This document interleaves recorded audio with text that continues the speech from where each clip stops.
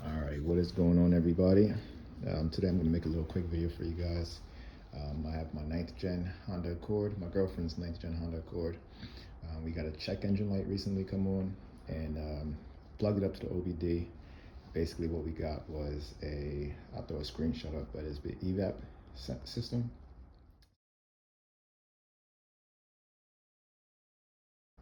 So we got the code P04F1 and P0441. And so if you guys, I'm in the Washington, D.C. area, and so we're pretty strict on inspections when it comes to emissions. So I'll just do a quick video for you guys demonstrating how to replace the vapor canister vent solenoid. And this part is specific for 2013 all the way up to 2021 Honda Accord. Doesn't really matter about the trim or anything like that, but this is the replacement part. This does look like this. About $60 to $70 at my local Autozone. So what I'll do is I'll show you guys, one, where it's located, and then two, what I did to replace it. So underneath the rear of the vehicle, located on the passenger side of it, you'll find the part right here. So what we're gonna need to do is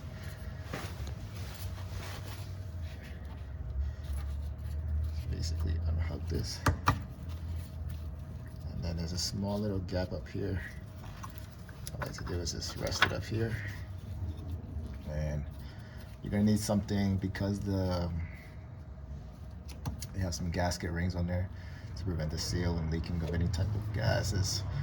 It's a pretty tight fit, so what you need to do is I grab some pliers, something small like this, squeeze on there, you'll twist counterclockwise, so you'll twist it this way, and you just pull it out. It'll pull slowly, but it requires some effort. And then let me see if I can get it. What you need to do is grab a flathead screwdriver. Once you pull it out far enough, there'll be a little latch for you to kind of wedge a flathead screwdriver, and you'll kind of click it out.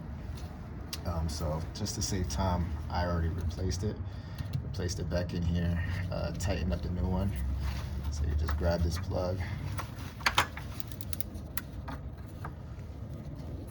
plug it back here, and you'll be all good to go.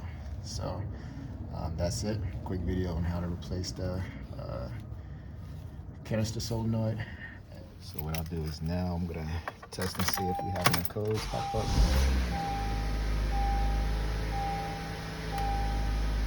We are all good to go. So just like that, we've replaced the part, no problem. If you have any questions, please feel free to reach out. You could take off the canister if you want, but I prefer to do it the easy way and just not have to take anything off, just replace the part from there, and didn't run into any issues, so we're good to go. Thanks.